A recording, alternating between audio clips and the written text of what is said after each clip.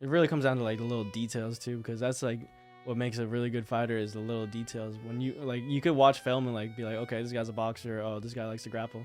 But when you like watch it really in depth, you're like, okay, he shoots with this hand, or like, oh, he's more of like a pressure person type of person, you know. Yeah. Start to break down little details, and then just doing that, you get better at applying that to other things, like whether you're in school, whether you're like in the construction field, whatever type of job you do outside of fighting, you get to notice the little details. And I think that's what makes like the people who are the best in their field the best at what they do. Welcome back to another episode of High Value Discussions. In this episode, we sit down with a well-decorated combative athlete, and from knowing him personally, he has dedicated his whole life to the sport. And now, he takes his skills to the bigger stage. On May 17th, he is making his long-awaited professional MMA debut at the Tech CU Arena right here in San Jose.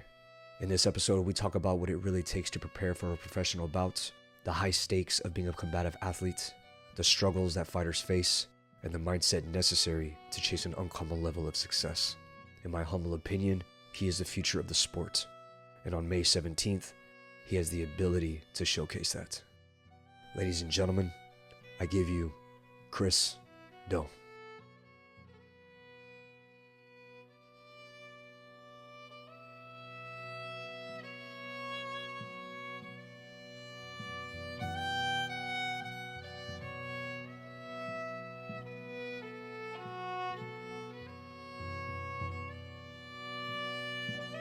I was working with you when you were an amateur. You were building up your amateur career, won titles, but now you're transitioning into a professional. What was the decision like, and who did you talk to the point where you guys made the decision like, yeah, I think it's time to go pro? To be honest, I never even had that conversation really. It just kind of happened. I haven't fought in about 2 years. Last time I fought was 2023. I won and I got injured. Nothing crazy. I broke my finger, but it just That's crazy. Yeah, it just led to like just a series of events really. I got hurt after that coming back. Just a whole lot of bullshit really that kind of took my focus away from it. And then really the promoter just hit me up one day. Like I had gotten back to training seriously, but I didn't have any like fights lined up or anything. And he hit me up and he hit me for a fight in San Jose, and like all the cards just seemed right. And I was like, I'm just gonna say yes to it and force myself to really commit, you know. But I didn't tell any of them until I got the offer, and I was like, you guys think it's okay? But they've been telling me for years I need to go pro already. Yeah. I think kind of my teammates too. Like I might be the longest amateur at AK, you know? Well, you know what I feel like, man? This is what I like about the breed of amateurs from your time and from my time is we actually earned it. You know, like a lot of us earned that route where you've won titles, you know, you have multiple fights as an amateur. I feel like that's where the experience comes before you enter professional. And it's very strange where you'll see other gyms from other places who they come from big names, big gyms, etc., big coaches, whatever. And they get one fight maybe, and then they're professional right away. Yeah. And to me, it's like obviously politics comes into play when it comes to fighting, which is a damn shame. But I respect it more. And the person, you respect it more when you actually earn it. Yeah, everyone has a different path. Some people, man, they could fight one fight and they just know they got it like that. But for me, I took a lot of losses in the beginning. So it took a lot of learning.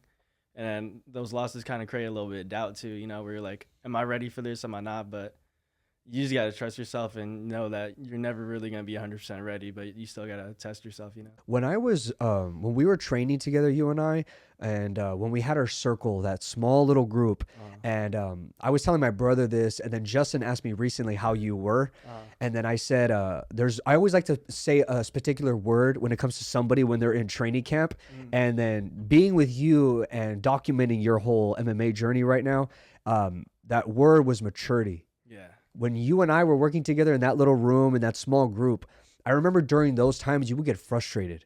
You were very tense. You didn't like when things didn't go your way, and it caused frustration in you. And then seeing you spar, it's almost like a breath of fresh air for me because I'm documenting you, but I'm also watching. I'm like, what the hell happened to him? Did you recognize it where not only have your skill sets enhanced, but also your maturity? Have you noticed that? Yeah, I did. I recognized it like in training and outside, like just in my personal life. I think it just comes down to like honestly not taking things so serious because like you said, dude, I used to get so frustrated. Like, I would get mad at you. I get mad at John. I get mad at my brother. Like, I would take everything so personal. Even the days you weren't there when I first started sparring, like in the cage room at AK, dude, I would cry after every session. Like, walk out fucking heated, you know, and like it just burns you out. Really, it burnt me out. Kind of took away like my love for the sport. It just took kind of just training and like having fun with it, winning, to kind of understand like there's more to it than like winning every single day. I don't have to win every round or every practice, but as long as I'm like the best I am on fight night, and that kind of just made me like mellow out a bit, you know. Other sports, you don't get embarrassed the way you do when you lose and when you fight. It's just really tough to deal with, but the less pressure you put on yourself, for me personally, I feel like the better I do. This was years ago, brother, but I remember you had lost a fight, and it's always the hardest thing to like see it, but also call you the next day. And I remember I called you, man, and that was rough. Like, I don't like to see, like, say, teammates, family, friends hurting, crying, and in pain. And then seeing that, I remember being in the car and when I was with my family, and then I remember I was just bummed the rest of the day. I was just like, God, like, because I know how depressing it is. I remember that call, actually, because I was down bad, bro. Like, I was in between crying. You called me. I stopped crying. I was like, I'm good, man. I'll be all right. I hung up, and I was just bawling. I couldn't take those losses back then, man. You hear Dillashaw back in the old days where he hated losing even in the rounds, like in training. So there's sometimes that intensity is a good thing. But in your case, you almost see it as like, no, I'm not going to take it so seriously because it's just going to cause unnecessary stress on my end. So how did you balance that within yourself during that time? It's funny you say that because Dillashaw was like, I looked up to him when I was coming up because when he was becoming champ and all that, I was young, like starting to fight and all that. And like, you know, when you're young, you kind of take after your idols. Oh, yeah. I think that's a reason, honestly. I would get so mad because like the way he described it, he's like, you shouldn't be okay with losing these rounds. You shouldn't. And yeah, you shouldn't. But at the same time, everybody operates a little differently, you know? I went into like AKA knowing almost like I was going to lose. Yeah. And that kind of gave me peace because I knew everybody was better than me. Like, I knew Mark was better than me. I know Ant was better than me. I knew Jeremy was better than me. I know all my training partners that I worked with, they were all better than me. So it kind of gave me at ease where I'm here to get my ass kicked. I'm here to get better. I'm here to make sure I get put in scenarios where I don't get there in the fight. And if I do, I'm a little bit more prepared than he is. Yeah. So I felt like I went through in peace already walking into the gym. But for you, it was like pain at first. And then slowly but surely you started to realize this doesn't work. I kind of have to make an adjustment. Like you said, looking at idols, very powerful thing to do, as I did always. But sometimes we have to create our own formula too. Yeah, exactly. And I was kind of the same way because I would go into fights and throughout training camp, I would be an amateur sparring like high level pros, getting them ready for their fights. I'd get worked, man. There's days where like I didn't win a second of the round, and it was demoralizing a little bit. And then I remember I was on I want to say like a 2-3 fight losing streak amateur, and I was getting my ass beat in training too. I went into a fight and like I was confident but not confident. Like I was kind of almost like make or break. This is when I fought was it Andrew Johnson and my first fight back after taking a couple losses and taking a little break. And then I kind of honestly I was like, this is make or break because if I go like 1-4 as an amateur, I might as well go to school or something, to be honest. I'm not saying you can't come back from that, but me personally, I was like, that's like not a good record for me. And I like losing. I don't know if I should continue doing it. So I was so nervous going into that fight. And I had been getting worked and sparring. But I went in there and I had like, honestly, to this day, probably my best performance. Because I ran through him in about a minute. Like I hit that like flow state everyone talks about where you just, everything you do is landing. I hit like a movie combo on him. And after that, like it gave me like almost too much confidence, man.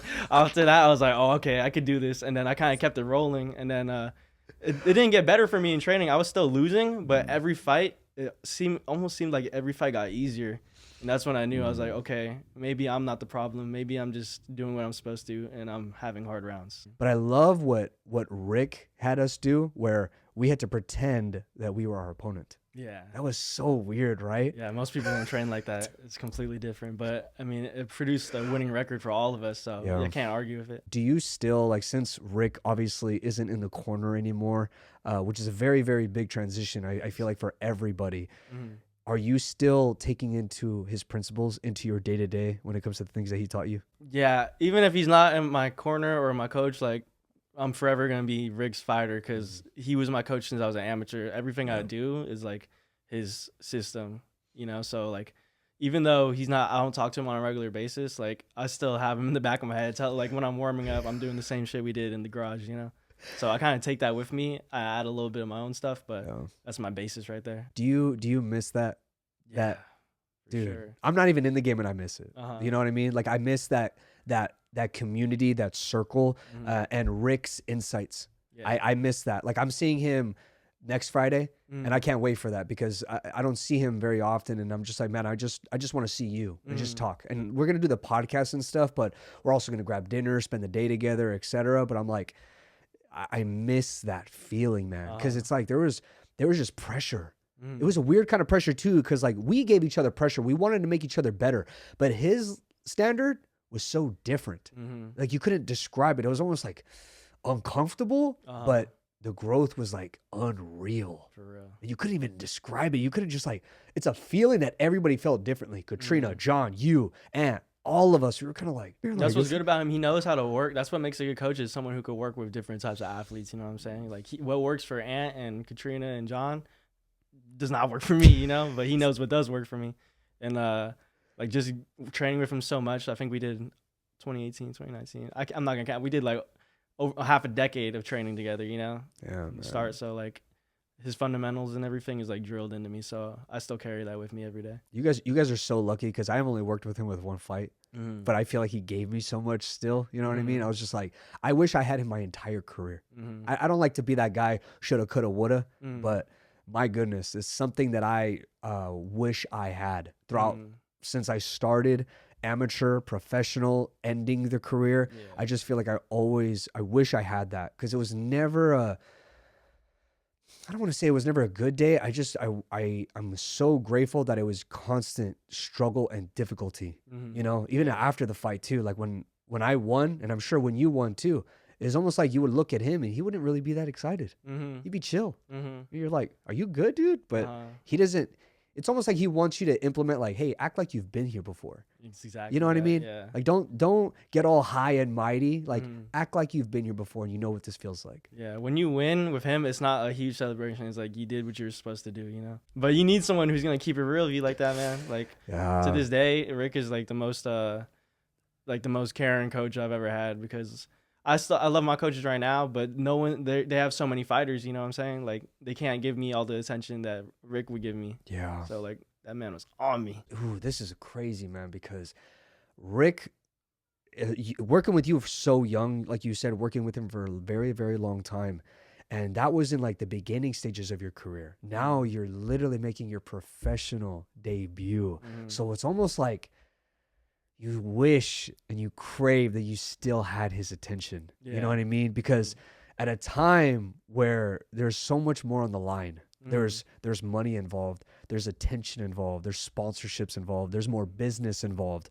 It's almost like, how do I navigate this now? Because this is different. Like amateur it's almost like sculpting you to like become the fighter that you want to be, and then obviously professional, you're still finding that person. Some people find it much earlier, but it's also important, man, to have like that guider to like give you the insights when these opportunities come. My last fight with him, after that, I didn't have someone setting me up with fights. I didn't have someone telling me, hey, this is when you need to be ready by, and then time just kind of flew by, so it's like he was like a manager, a coach, and a mentor all in one. I'm about to be fighting on the biggest stage I've ever fought on too, because the Fight Night San Jose, it's a dope show. I've been to like I think the last two because I had teammates fighting.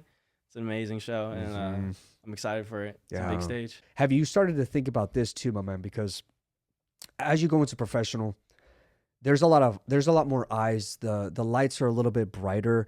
There's opportunity for attention, because I do say like a lot of the fight business is the attention business as well. And there are ways, man, where yes, we want to perform, but there also has to be a way. It's like, man, how do we grab the attention of these people? I don't know if you remember this scene from Gladiator where the guy was telling Maximus, he's like, hey, win the crowd. He's like, people don't care that you beat these people so fast. You need to win the crowd, entertain them. So do you think about that, where not only do you need to be a martial artist, but you also need to be an entertainer in a way? I don't really think about it, just because I think ever since, I don't know what it was, man, but since I started training as a kid, like even doing jujitsu when I was wrestling in high school to like smokers, every competition I've had, I don't feel like I've ever been boring, man. I think I put on a show every time. Yes. I go to win, lose or draw. I feel like I'm putting myself out there. I'm taking risks when I fight, you know. What I like certain fighters when they do this, but I also don't. Say O'Malley, right? He uses his social media platform for entertainment, but it's also very goofy and it doesn't seem very professional. Versus let me see, a Canelo. Canelo has a beautiful family, kids, wife, and he's strictly business, meaning he's marketing himself in a professional manner by promoting himself, marketing himself. Other fighters, they do it very differently. So do you kind of take that into note also, like a Jake Paul grabs the attention of these people in a different way, whether it's the antics, social media, so on and so forth. So it's like, yes, we do have to bring entertainment in the cage, but also a social media presence. Yeah, it's different. Isn't that annoying though too? Because I suck at social media, man. I really do. I'm trying to like get better at like just being like how I am with like friends and all that, but like it's hard to like put yourself out there in that way and be natural, you know. So I'm kind of working on it. That's like the thing that's like new to me, really. Like I've been training, fighting my whole life, but like trying to do like media for all this is like it's a little different for me. This is probably what's annoying also about it. It's another business. It is. It's like, okay, how do I grab attention from these people in this light? Like, what are people wanting to see? What is everybody doing online? Scrolling. Yeah. So it's like, give them something to look at. That's always my opinion. It's like, if you have a social media, use it to your advantage. Don't let it use you. Like fighters, I always advise fighters, man, advertise yourself, market yourself as best as you possibly can. Because yes, get the attention of these people on this stage, but on social media as well. So having you guys do media for this camp has been amazing because I'm getting so much footage of myself that I've never seen before. I'm seeing myself like in sparring from different angles, kind of like how I move in a fight. And it's just it's really nice to watch because I could get better, but it's also motivating for me. John Finch hired a videographer when he was training for GSP. Documented the whole training camp, even the fight. And he was like, no matter what, document everything, no matter what happens. John Finch lost, went in the locker room, was crying. It was all captured. That's what I wish I had. Because there were times where I lost, and those were miserable times, and I wish somebody had that documented. Like, pictures are cool, but moments of you crying, moments of you winning, and the teams around, the hugs, etc., bro, those are like weird moments that you're just like, I got to hold on to this forever. You know what I mean? Exactly. So do you think about that? Say, in the fights, are you going to have, like, in a way, John Finch's approach is like, document everything. I don't care. I want it all. Do you kind of have that mindset? I don't care about it, man. I've lost and won, and like, you know me, I'm a cry, bro. Like I cried a lot. I don't care if there's a camera on. If I feel sad, I'm gonna cry. If I'm excited, I'm gonna be happy. I don't really care about that because at the end of the day, it's like it's part of your story, you know. Like you could fake everything, but you can't fake it. Then everyone's gonna see everything, you know. Bro, you cannot fake fighting at all. Before. A problem with me, man, is that I like to watch things and I like to copy things, and that kind of takes away from my own like personal style that I like try to develop. Yeah. Like I remember in the beginning of camp, bro, I was trying to do Taekwondo. I've never done Taekwondo in my life, and like it was working though. It was working. It wasn't like working the best, but then like I'd spar someone else and I got my ass kicked, and then I was like, okay, I can't be watching all these other fighters trying to beat these other fighters because they're not me and I'm not them. And then once I kind of realized that, I started to find more success in sparring. I'm moving my own way. I'm not trying to emulate people, you know? Dude, that's honestly very essential, man. Again, it's finding your own formula, finding your own style. Because I feel like everybody has their own critique style, and it's so different and unique, but it's their own. You know, it is. I think I think Sugar Ray used to do that. When he was in the ring, he was like, who am I going to be today? Rather than be himself. That's very unique also by being able to implement other people. But what happens when you're implementing somebody in there and it's not going your way? Now you got to adapt. And fighting is a very short time window. So you're like, oh, God, I got to adapt very, very quick. Yeah. They always say, like, when you're under pressure, you're going to revert to your base. So it's like, I could practice all these other styles and things, but, like, when it gets real and, like, we're throwing, like, the 4-ounce gloves, like, I'm going to move how I'm going to naturally move. And there's a time and a place for the other, like emulation and all that. Yeah. I think when you're not in camp and, like, you have time to kind of just, like, move around, you know, that's when you have fun and you can kind of discover things. But when you're sparring, like, 2 or 3 times a week, I don't have the time to be a different person every time. I need to develop how I'm gonna fight. Champions, GSP, Anderson Silva, McGregor, Jose Aldo, all these people who are reigning champions.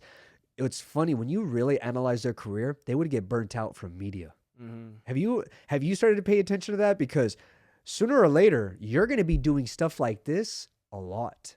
Meaning, it's going to be random Zoom calls. Meaning, when you fight for big organizations, you're going to be doing media throughout the entire week. But media, bro, is very, very taxing. Yeah, it is. Have you ever thought about that and like how you're going to be prepared for it? I mean, I hope this is warming you up a little bit. Oh yeah, it is, man. I think it's it's kind of like training and fighting in really any skill. The more you do it, the better you get at it. The only difference is, for me at least, I don't have media training and I don't do media training. So, I mean, I feel like if you look at how we were speaking 3 years ago, I feel more comfortable speaking on camera. You know, so I don't really train for it. It's just the more I do it, the better I get, and just keep it rolling that way, I guess. Yeah, bro. I feel like even like the first time I interviewed you, and it was like over an hour, and like there was no sign of struggle, no sign of like, oh my God, what am I gonna say or this or that. It was just very fluid. Yeah. And that's kind of what you want. If you can hold an hour-long conversation for media, I think you're already winning. Because a lot of these guys, they get burnt out from a 10-minute, 15-minute conversation. They're like, I hear a lot of fighters, though, the problem with them is that people ask them the same questions 24/7, because it's like for the UFC, they have the same media people who are asking every fighter on every card. I could see how that could get repetitive. What I love listening to coaches on embeddeds or countdowns or whatever, they're lying all the time. Because they're always like, you know what, he's the best I've ever seen him. She's the best fighter right now. It's like she's had a healthy camp, this and that. And then when it goes wrong, fight night, you know, fight camp was the worst. It was tough, this and that. It's like, dude, stop. Stop with the excuses. Just own up to it. Yeah. Lost, you lost. Yeah, That's what drives me crazy, bro, about the highest level of fighting. Excuses. Yeah. Still. It just comes down to ego, man. Some people, their ego's so strong, it got them so far that when you lose, like, it's almost like you're broken. Like, you can't accept that you lost to a better man that night. And I don't know, if some people it works for them so they could get right back on that horse. Other people, they never recover because they know they're broken. So it just comes down to the individual. But for me, I don't like to make excuses either. Yeah. Like, if I lost, I'll tell you, you beat my ass. Good job. I just hope I get to rematch you. Yeah. Like, that's all it is. Like, yeah, you were the better man tonight. You beat the hell out of me. But, man, I hope I get to do it again. I'm actually rematching. My opponent for this fight is a rematch. And how does that feel, bro? It feels good because, like I said, I don't like to make excuses. But he beat me that night. But I felt like if I had done different things leading up to it, I could have beat him. But he beat me, and we fought in Muay Thai. We didn't fight in MMA. Oh, okay. So it's going to be a different story this time because I'm not going to lie, I'm not a Muay Thai fighter. That was my first Muay Thai fight ever. I do MMA, so it'll be different this time. And brother, talking about the whole mental warfare too, there are going to be moments where most of the time, man, opponents, we're all just very respectful. We all just want to show respect and show a fight night and put on a show. But there are going to come times where people are like saying a lot of things. Oh yeah, my last fight I had some beef because the dude missed weight, and then it wasn't crazy. Like, we dapped up after, but we were talking shit to each other. But I think that might have been like the first fight in a while, at least, where I had like I came in like I didn't like the person, and then I don't know if it maybe performed better or worse, but I mean, I won, so it is what it is. Yeah. But back in the day when I was fighting, I think that was the reason I lost a lot, because I had to like kind of give like make them my enemy for no reason. Like, I was picking little things like, oh, like, this is the villain. There's not really villains most of the time in fighting. It's just two people trying to accelerate their careers, you know. So I don't really think like that as much, unless you give me a reason. But with my opponent, this one, we're cool. It's just purely competition. Regardless, man, we are very emotional creatures. We really, really are. So it's almost like, man, we need to keep our logic intact. Yeah. You know, we got to make sure we're stoic along the process and make sure we not give them that edge, because that's how they get a little bit enhanced by us reacting. Yeah. But at the same time, man, it's annoying being disrespected. I think I keep it cool, honestly. I talk a lot of shit to my friends. Like, I'm used to talking shit to people in the gym. Like, I don't think it'd be a big deal if they said something like personal. I think the person that they said it about might be more mad than me, and like, I do have to defend that person's honor. So like, I'll talk some shit back, but like, at the end of the day, bro, we're gonna fight. Yeah. I'm not gonna get all emotional about it, act out of character. I'm gonna keep it cool. I'm gonna fight how I plan on fighting you before you said anything. So when it comes down to it, like, I don't take it personal, but at the same time, when it's time to fight, I'm not the nice person I usually am. Oh. It's almost like an alter ego. Like you just hit that switch, Yeah. and that switch could be gone in a second. The second the fight's over and that bell rings, like I love my opponent. I'm hugging him. I'm telling him, like, dude, we worked so hard for this. Is that so weird? Yeah, like we beat the shit out of each other and then we're friends after. But I don't have problems flipping that switch. That's kind of what I think too. The reason like we're able to like dap each other up and be so friendly after is like we're fighting each other, but it's almost like we're fighting more than each other. We're fighting the pressure of losing. We're fighting the pressure of the crowd. Fighting just the pressure of competing, really. So like whether you win or lose, you're gonna be upset or you're gonna be happy, but you're gonna be happy it's over, to be honest. You're like, damn, I got through it. You know, brother, what's so rare is when you see two couples who fight. You see it sometimes, but it's like it's crazy seeing it in person. You guys are like with each other face to face all the time, having those challenging conversations. But what are those talks like, man? Because it almost seems like you both just do this here, here, here, here, here. I feel like you capitalize on one another. Yeah. You make each other better. That's exactly that. It's just cool to have someone who could keep it 100% real with you, that you love, and you're not gonna get mad at when they do keep it real with you. Or you're not gonna be like, oh, you're tripping. You don't know what you're talking about. Like at the end of the day, other than my own judgment, that's my next best judgment right there. So it's cool that we could like communicate and talk like that. We're really good communicators. So I feel like we handle problems that we used to handle individually in the past. Like we just walk over them now, because I'm not fighting it alone. Like I'm not in my mind thinking, am I tripping? I have someone to reassure me or tell me, nah, you are tripping, So it's just nice to have a second voice to guide me. And the thing is though, like Rick could say some shit to us that I can't say to her or she can't say to me, because that we're partners like that. It's not a coach fighter relationship. We're on equal footing, and that could cause problems outside of fighting. So now we keep it real with each other, but like we're what's the word? I'm trying to find the word for it. It's like it's like gentle parenting, man. It's like we're gonna guide you in the right path, but we're not gonna hurt your feelings about it. Yeah. But we're really good with it. Like I haven't had any problems. I actually feel a lot more reassurance when like we actually do talk like about the real shit. But you know what I love about fighters, like all of you guys, like all my teammates, is everybody knows how to suffer. Yeah. Because not only are you guys in a sport that's all you're doing is suffering, but it's like your day to day is also suffering. Dude, every day, not even just in fighting, but even when I was wrestling in like high school, every day there'd be a point in practice where I'd be holding a plank, or like I'd be like getting beat up, and I'd literally be thinking to myself, can I do this as a career for the rest of my life? I still think about that every day, but I just show up the next day. I'm still here. So you hear like a Mighty Mouse, you hear like a GSP, like all these other people. They really analyze what it means to be a professional. Have you ever thought about that? Yeah, I think about it a lot, and to be honest, like I'm still trying to get there.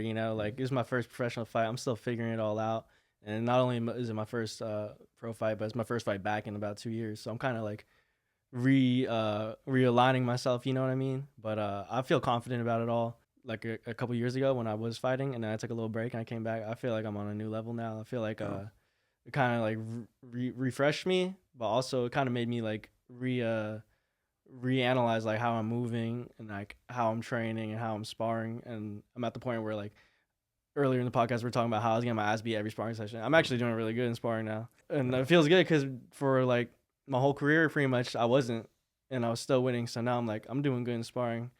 And I have that confidence from the sparring now. I can't wait to see it on fight night. You know what I mean? You know what's crazy too, man? Like, it's something that I've always paid attention to when analyzing and listening to interviews in the past, where when fighters had this crazy momentum, and then when they lost that momentum by losing, they always say this: it brought a fire back into me. How should fighters keep that fire? You know what I mean? Like, I don't think a loss should make you wake up and realize what's in front of you. I feel like you should always try to sustain that fire, but I hear that a lot. Getting into a really, really bad spot lights a fire in your ass, which it shouldn't. I feel like you should always have that fire in you, but I feel like that's what makes a great is because they always have it. So have you ever thought about that, man, where you don't want to let one single night almost like light a fire. It's like you always need to keep that. But there are moments, bro, when we want to like step back. We want to chill out because we're burnt out. But at the same time, we can't lose that fire because we signed that dotted line. Like when you're about to be a professional, you sign that dotted line, not just to fight in a couple of weeks, but to be a professional. I take it serious as hell, but at the same time, that's kind of like my whole mantra is like, don't take it serious. I take it serious in the sense that I don't want to lose. I don't want to get my ass kicked. So I'm going to show up to training and all that. I'm going to put in the work. I'm going to run. I'm going to lift, all that shit. But I'm not so obsessed with the result. You know, I'm more of like focused on like the day-to-day process because that will get me there. Because when I'm obsessed with the result, like it's just not good for me. It really puts a lot of pressure. Yeah. And then I kind of, like I said, I get burnt out. I don't really enjoy it. But when I'm like training and like having fun and getting better, then I know like, okay, I'm getting better whether I like it or not. So come fight night, I trust myself to be prepared. Do you think you're gonna fight at 35 your whole career? Because I feel like, bro, your body's maturing. Like I remember you were fighting at 25 at a point, right? I took some time off, dude. I got straight up fat. Like I was big, bro. Like I think my max, bro, I was 170. It was hella hard for me to lose the weight, man. Like I was like I wasn't losing it. I was training and running and like I was eating clean, but I wasn't losing it. And then right when I signed that contract, my body it just knew or something, and then I started dropping weight, and now I'm good. For your question, I don't know. I think everyone wants me to fight at flyweight. I would like to fight at flyweight, but I need to be at a different stage in my career. Because right here, when I'm working 40 hours and like I'm making my own meals, is too hard for me to make that cut because it just takes away from everything. You know, I can't do it and work 40 hours and like train and do everything you have to do to be successful. So that's why I'm fighting at 35 right now because it's just what makes sense for me. Because I'm walking around a lot bigger than I used to be too. But I'm not really concerned. Like we'll cross that bridge when we get to it. But right now I feel good. I've been sparring like featherweights and doing good. I actually like sparring bigger people because I preferred it pushes me like to another level. And then when I fight people my size, it's not an issue really. And I've been feeling strong. I started lift. I didn't lift for most of my career, and then my last couple fights I started lifting with Theo. He put us on like a strength program for all the fighters. That's crazy. And shout out to Theo. Yeah, that's it crazy. made a crazy difference, man. And that I basically did what people call a dirty bulk, man. Like I got fat, not on purpose, and then I lost it all, and it just became muscle. And like I've been feeling good in training, so I'm pretty happy. I'm excited for 135. You know. My brother was telling me Patty, that one UFC fighter, that he gets very, very big between fights. He is huge. So see, that's my thing. Like there are fighters out there, bro, that live and breathe the life of a martial artist. Like say a GSP, perfect example. He was always in shape during training camps and in shape out of training camps. So it's almost like remaining disciplined because again, signing that dotted line. You're a professional athlete. Like Olympians, they look a certain way because that's why they have that name attached to them. Olympians. Yeah. Professional MMA fighters, that's a title. Like you almost have to look the part too. Like represent yourself in a way of professionalism, right? Exactly. So do you think about that too where it's like, oh, this is something to sustain. It's not something that it's like, oh, we can go off the wagon like, and then if I get a fight short notice, I got to cut like 30 pounds. Yeah, that's actually what I'm thinking better about now at bantamweight because I could make that weight cut consistently. Yeah. Like flyweight, when I was fighting flyweight, it was a whole process, man. Like I was cutting like 20 pounds, bro. Like for an amateur fight where I'm not getting paid, like it was crazy, bro. Like it was a grind and it took a lot out of me. And then honestly, dude, like I've been cutting weight for a while because I was wrestling in high school too, and I was doing it so stupid back then because I didn't really know much about it. Yeah. And I was like kind of like pressured to cut a lot of weight. And I think honestly, bro, that might give me an eating disorder or something. No. It's a real thing for a lot of wrestlers. Weight cutting sports, bodybuilding, wrestling, fighting, boxing creates eating disorders and body dysmorphia for sure. 110%. Because I had it for sure. Like during our training camp, when I was with you guys, I had a big fat eating disorder for sure. Every training session, bro, I'd go to Cinnaholic. You know what that is? Cinnaholic? Cinnaholic. That's a place where you customize your own cinnamon rolls. Is it still open? It's gone. Damn. So every training, noon training, I go there, straight there. And my back was so inflamed from all the shit food.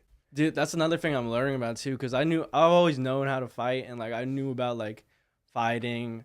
I knew about technique and all that, but now I'm starting to like really learn about like nutrition and shit like that. Dude. And it's honestly, it made a huge difference, man. Like I was wondering before, I was like, I'm working really hard and like my cardio is not getting better. It's because I wasn't feeling myself. And now I'm drinking like electrolytes and Dude. like creatine and stuff before training. And dude, it makes a crazy difference. Dude, I'm telling you, man. I wish I started watching this guy on Instagram, bro, and I'm like, man, where was this guy when we were all fighting? Because he's a dietitian, nutritionist, and he helps not people just cut weight, but eat to perform. Is it the guy, He- the fight dietitian? Yes, Is it? Yeah, yes. bro. He changed my whole life, Bro, man. he's nuts, Yeah, man. because I didn't know about any of that before. Like, I just thought, like, just eat clean and train and you'll be good. But No. there's, like, a whole system to it, really, that Yeah. I'm starting to, like, I don't know hella about, but I'm starting to kind of understand it better. Yeah. And it's made a difference for me. Like Theo, he's very, very knowledgeable. I know when it comes to the physicality, the anatomy, and also nutrition. There are people out there, bro, who you would not think that have that knowledge. Luckily, Theo, he shares it because Yeah. he's a winner. He's not going to be that guy to like just keep things to himself. He's going to spread it because he wants all you guys to eat. He wants all you guys to win. But bro, I'm telling you, man, when there are downtimes to chill, bro, I'm telling you that's what I did when I stepped back from fighting, was just increase my literacy. And that's to the point where I was like, oh my God, this is all longevity here. Like I want to learn about this. I want to learn about that. I'm like, okay, my horizons have changed so much to the point where my physicality has changed, where I feel more strong. I feel more durable. I just feel different. And the You way got I, hella bigger, man, since dude, you I'm were fighting at I'm flyweight. 165 solid right Yeah. now. Like, and I feel full, still have solid abs. Like, Uh-huh. I just feel good because I'm eating to perform, and I'm eating for energy. Yeah. Like, I don't want to get up from a chair and get dizzy. This is not healthy, man. No. Like, I'm not ruling it out, but if I was gonna fight at 125 again, I'd need like to pay for like a team to like diet, like a dietitian. Yeah. And maybe depending on like how I'm still working, like I might even need someone to like make those meals for me, because I cook all my meals still. Like it's hard, but now that I'm understanding it a little bit better, Yeah. it's kind of easier because like I have a food scale. I know like I bought one of those like workbook things where it Yeah. shows like it calculates your macros and all that. Yes. So I know like how much protein I need per day, how much carbs, and like it really changes training for me to the Yeah. point where like not only am I like more excited to train, but I actually like feel like I could train like longer, harder. I'm not gassing like I used to. Yeah, because bro, back then, man, it's like the science was not there, and these guys were just training, Yeah. training, burning themselves out. Their immune systems are so compromised; they don't even know why they're sick or why they're injured. But man, like listening to the body, eating for performance. Bro, such a big life hack to the point where it raises your stock from being a professional athlete. Like Yeah. seriously, I feel like when you do the day-to-day stuff, the way you sleep, the way you prioritize your environment, stress management, eating, your training schedule, all of that, I feel like those are just like the natural supplements. For me, that's what I prioritize. I prioritize the stress management, my environment, my training schedule, my nutrition, and my sleep. Yeah, and That's- it's good for. It's like now that I know that stuff too, it's like it's better because when I'm done fighting or when I'm done even being an athlete in general, I'm still gonna do it because it's not just for athletes. It's just a healthy way to live. Bro, And yeah. it's like something that a lot of people don't really know. Have you thought about this too? We always want to have an exit plan, especially say like businesses. I'm starting to recognize this where they think about selling, exiting. That's a flex. And I've always thought that was weird when I was younger. I'm like, why would you want to create a baby, create something with your bare hands, and then give it away? I always had a weird thing about that, but they create an exit strategy to the point where they can build something better. Like, interesting. So fighting is nearly the same thing, where you're putting in these reps, you're putting in this time, you have goals, you have a vision. And then there's going to be a time where that just completely just stops and you're like, you know what? I'm at peace with this. I did my job. I feel so good with what I did here. I'm good. What do you think you would be doing after you're done fighting? That's a good question, man. I'm still trying to figure it out to this day, to be honest. I've been thinking about it a lot more than I used to, because when I was younger, like when I was like 18, 19 fighting, like I didn't think about any of that. I'm like, all I'm going to do is fight. But I'm 24 right now. Like I feel a lot older, and like I'm always worried about it because people keep telling me like you're so young, but like that time flies by, man. So honestly, I've been thinking about it a lot, like what I'm gonna do after, even what I'm gonna do during, because it's cheap. It's not cheap out here, man. Like you gotta pay bills, So I'm still kind of discovering that myself, but I'm like Yeah. exploring a lot of different things, Yeah. like trying to figure out the balance between like what I'm passionate about and what I just have to do. Cause like there's a lot of jobs where you're not gonna be passionate, but you just have to do it, you know? Yeah. So I'm kind of like exploring avenues right now, thinking about different things, but Yeah. nothing set yet. There are opportunities. And you know, the thing that I love about fighters, man, again, they're so good at suffering. Mm-hmm. Entrepreneurship and business it's all suffering. Mm-hmm. There's no easy days. It's constantly, it feels like a training camp Yeah. that never ends. That never ends. Imagine Wow. that. There That's is no set date for a championship fight or a fight or anything. Mm-hmm. Business and entrepreneurship feels like an everyday training camp. Fighting is still hard. Uh-huh. And that's why I always am not shocked or won't be surprised when you guys get successful. During your fight careers, you guys are going to be successful. But even afterwards, I'm never worried about it. Like Theo, not worried. Mo, not worried. Ant, not worried. You, nah. Katrina, no. Because you guys know how to suffer. Because it's all I've really known, man. I started training when I was 12 years old, and ever since then, like I've had like little like mini vacations, I guess you could say, but I've been pretty dialed in since I was like a preteen, teenager, really. Like whether it was wrestling, whether it was MMA, jiu-jitsu, like I've always been competing, and like it's not really a season, you know, it's a year-round sport. So like I've been kind of burnt out and found like passions again here and there, kind of burning in, burning out. But it definitely is something to think about after, because it's like a whole nother realm, really. You can't punch your boss, you know what I'm saying? So I'm trying to like get a little bit more what's the word? Like a little bit like well-rounded in other like facets. So like outside of fighting, you know what I mean? It really comes down to like the little details too, because that's like what makes a really good fighter is the little details. When you like, you could watch film and like be like, okay, this guy's a boxer. Oh, this guy likes to grapple.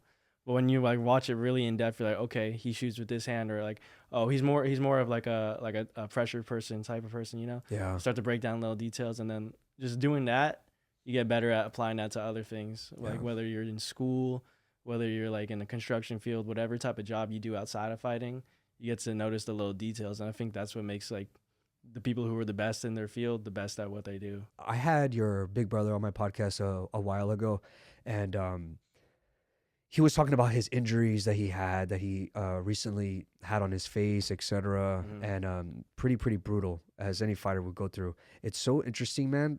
You would think from a brother's perspective that you would get kind of like nervous and intimidated by those injuries, but it doesn't seem to phase you, because I feel like you're your own man, and I feel like you have your own journey.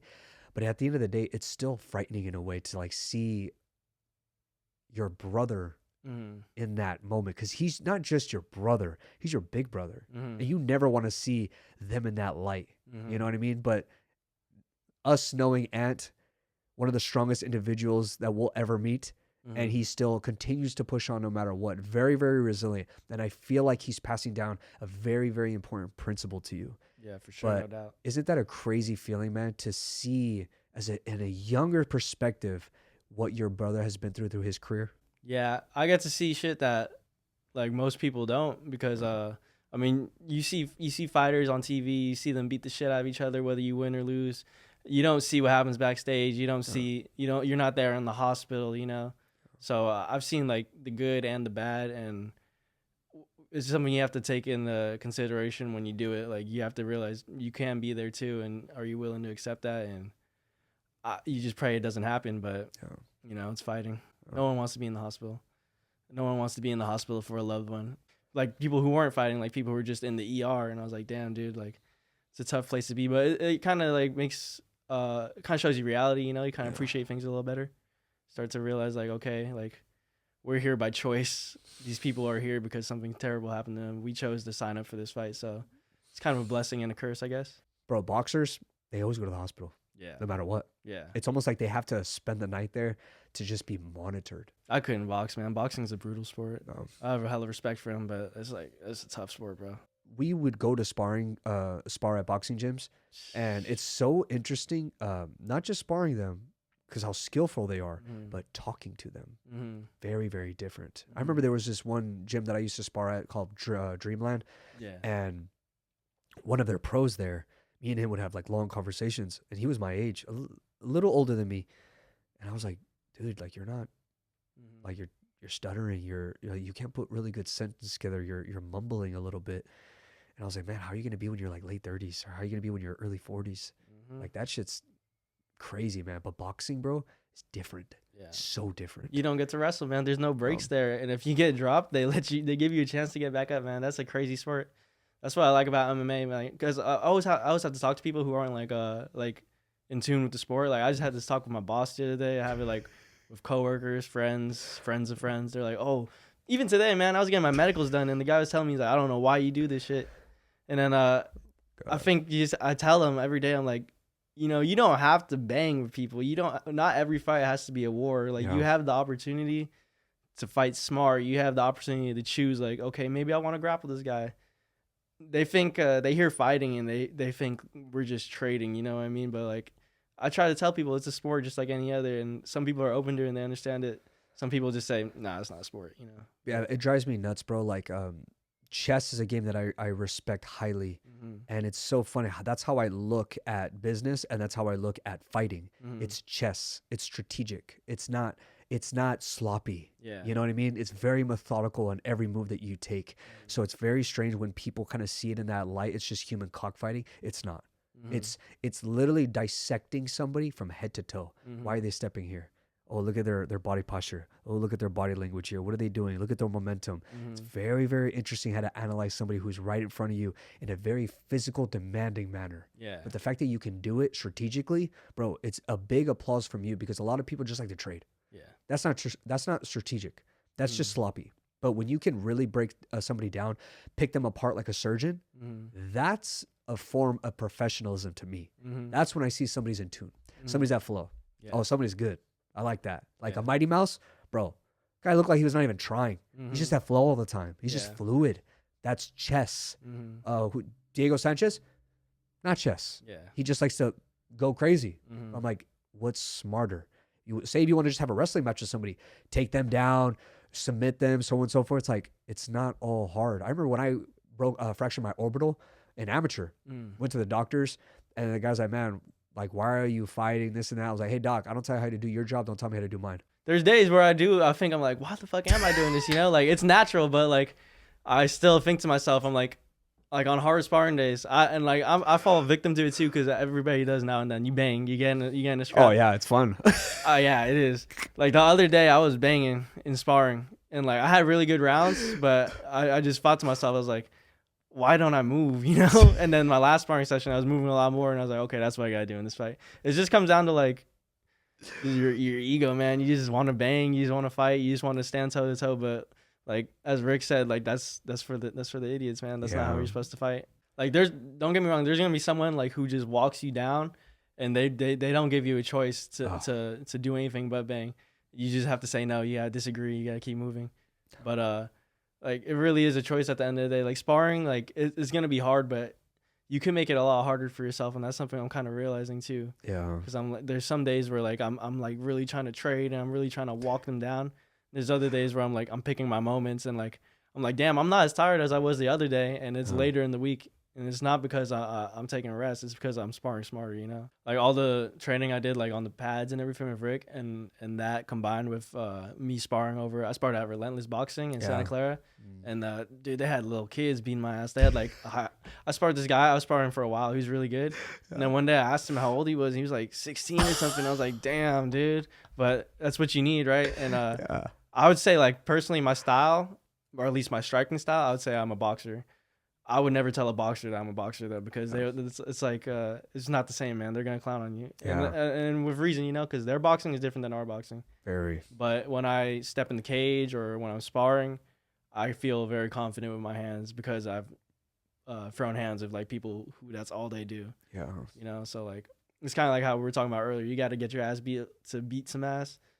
You have to box to be able to box in the cage, you know. Yeah. Here and there, like you have little bumps, you get sick, like little injuries. Some days you don't do as good in sparring, but like as far as the whole camp has been, I think I've been handling it a lot better than when I was an amateur. Oh. And I don't know if that's like just like maturity in life or like if I'm just feeling more comfortable, but I feel good about this fight. I'm ready to go. I remember one of my fights.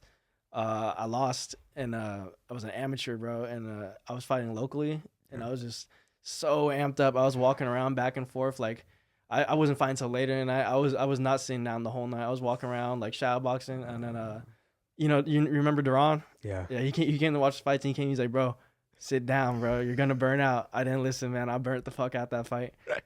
But I kind of got a little better at it now, like to the point where when I get to the locker room, I'm just chilling, you know. Like I don't even like get up and walk around. I kind of just nap or lie down until it's time to like really start warming up. Yeah.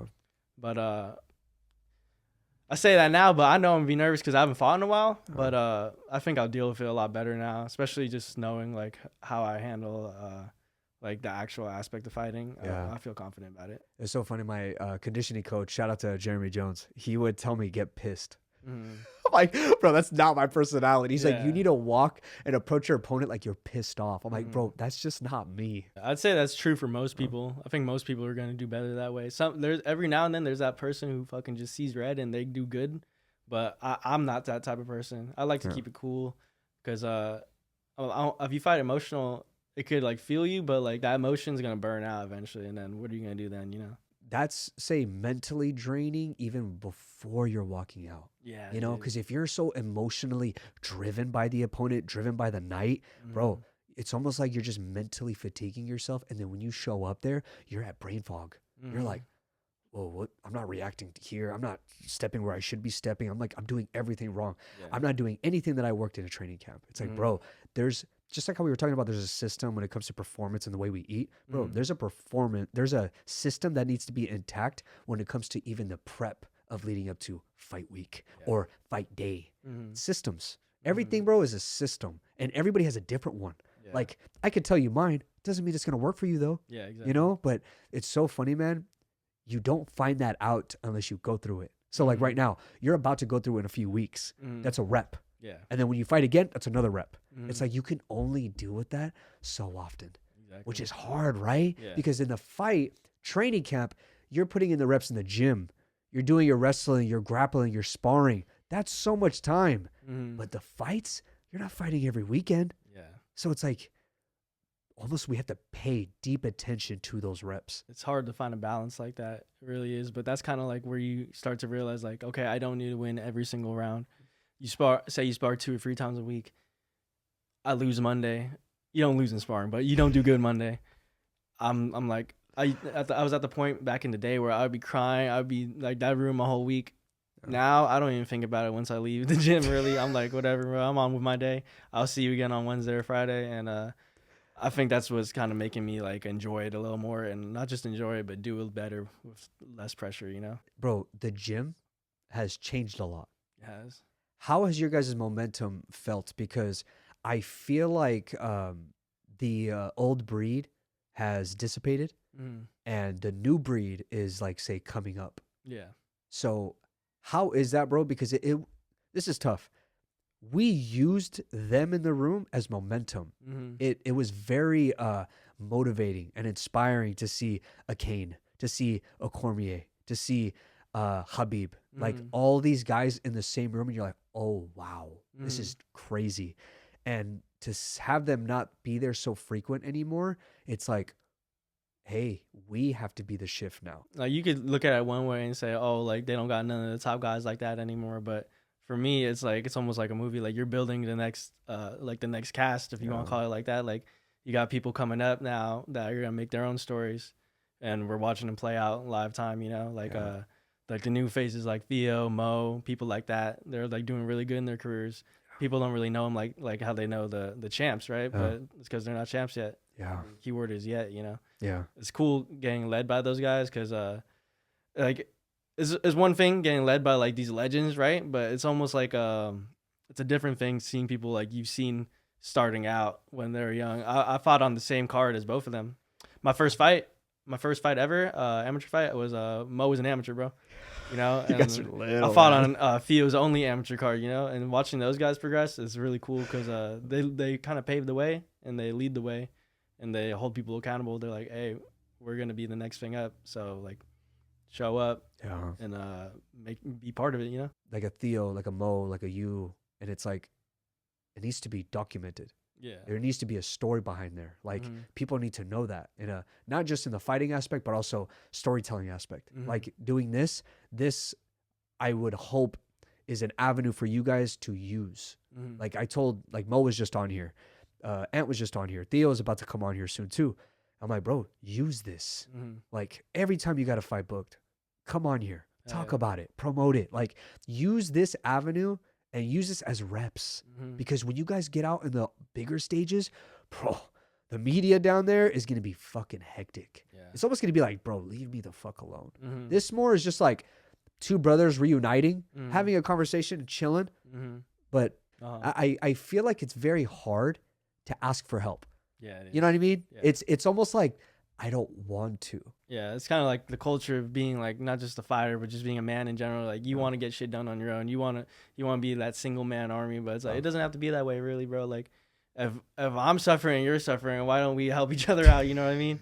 But I think that's what people are starting to get better at, Yeah. and especially like at AK, man. When I first got there, like I didn't really talk to nobody, and now like I actually have friends. I would say, you know, Yeah. but back in the day, like they were training partners, like. Yeah.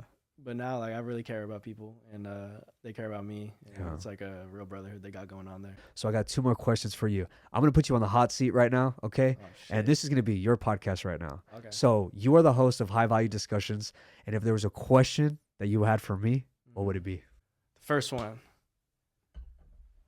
How are you liking life after fighting, man? Not without it's like it's one thing that we choose to do it, but we can't lie. It's like the most high pressure thing ever. It's hard. It's tiring, and sometimes you want to see the end of it. You Yeah. know what I mean? So how does it feel being on the other end of it and knowing you did everything you could and you're a better man because of it? Bro, definitely freeing for sure. Like without a doubt, very, very freeing.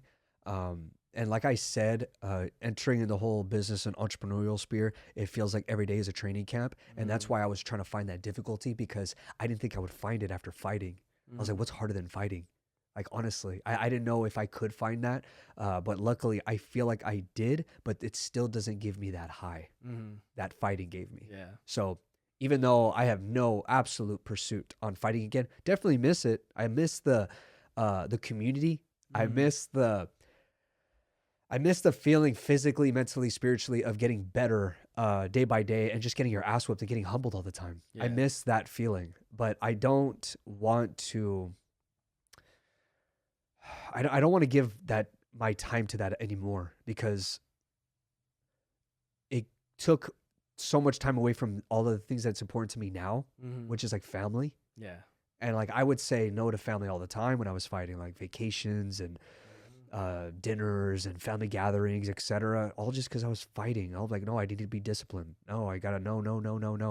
And now I just want to say yes to them. Like I'm like, yeah, I'll be there. Yeah, I'll be there at the party. Yeah, I'll be there at dinner. Yeah, I'll be here out there. Like I just want to say yes to them now. So the feeling of after fighting, bro, is very, very freeing. Yeah. But it's still hectic. Like all this stuff, bro, like I said, every day's a training camp. It's not easy, but it's like, it's a difficulty that I continue to pursue, because that's the only way I thrive.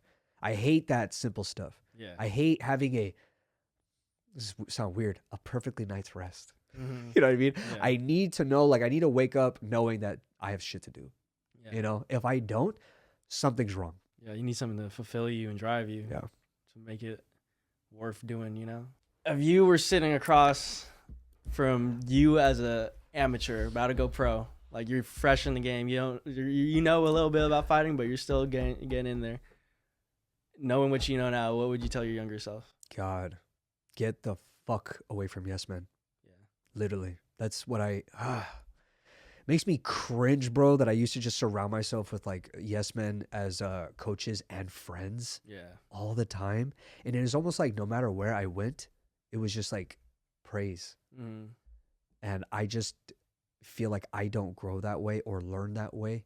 I need to be critiqued. Yeah. I really need to be critiqued. If I, like, say if I spoke at an event like last year, and I asked a family member, can you grade it 10 things that I did right and 10 things I did wrong? I was like, I need to be critiqued, even if it's from a family or a loved one, especially when it's in a situation like that, or it's a performance-based thing. I need to be critiqued. I hate the whole yes man shit. And I would advise everybody, like, because I see a lot of people group-wise, friend-wise, or just people outside trying to chase excellence and chase success, they are Mhm. surrounded by yes men. Yeah. I'm like, bro, get the fuck away from them. It's poison. Seriously, it's poison. And I love what Rick did before I got into the room. Mm. He asked Ant and John, I think you were there too. Mm. He asked you guys permission. Is it okay to bring Daniel in here? Mhm.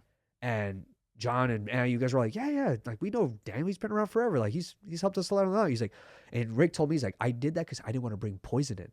Mhm. I was like that. You need people to actually look at you and critique you so heavily. Rick was that person. Mhm. A lot of other coaches that I had in the past, they were great, but not to the point where it's like I could be great.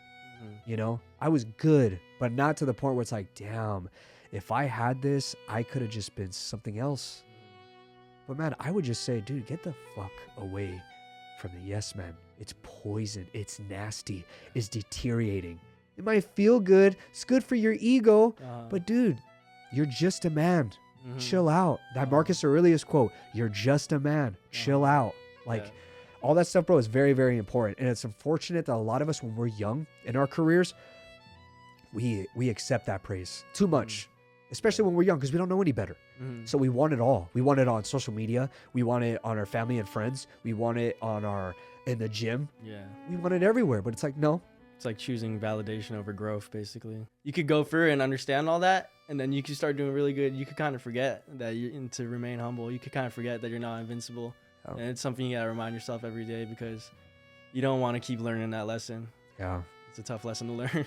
My final question for you, my brother, if you were sitting next to, besides your older self, when you were tired and fighting, and you wanted to know pretty much every question in the book of things that you're ready to go through in your fight career, that you've already experienced it because it's your old retired self, what would you ask that person? I just honestly, I wouldn't ask anything crazy. I would just ask him, is it all gonna be okay at the end? If he says yes, then I'm gonna be good. If he says no, I know I got some shit to figure out. Well, my brother, are there any closing statements you'd like to give for the podcast, brother? Nah, man, thank you for your time. It's always a blessing to come here and do something like this. Of I course, don't my do anything like this often, so it's really cool. Well, brother, like I said, it's an avenue for you guys, my man. Like one of the reasons why me and my brother are coming down to the gym a lot is, bro, we're paying our dues. Well, I'm paying my dues at least because you guys enhanced me in ways that I could never express to a lot of other people. All the things that I'm doing now is because of fighting, nothing else. Nothing else. Like my upbringing, yes, adversity, cool, definitely necessary, but fighting made me the man I am. And then you guys being a part of that, I need to pay my dues. So us doing the media, us doing the podcast, all these things, bro, it's paying my dues. Like, I owe my life to you guys in a way because you guys expanded my life. Paying my dues. It's paying my debts. You know what I mean? Yeah. So, brother, as long as I'm around, I got you guys. All right? I appreciate that, man. Got you, my brother. God bless you. And I can't wait to see you fight night, my man.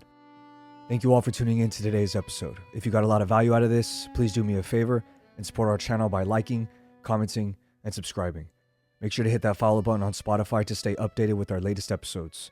And if you are listening on Apple Podcast, I would greatly appreciate it if you would leave a 5-star rating, followed by with a review. Again, thank you all for the support. Stay loving, stay hungry, and stay excellent.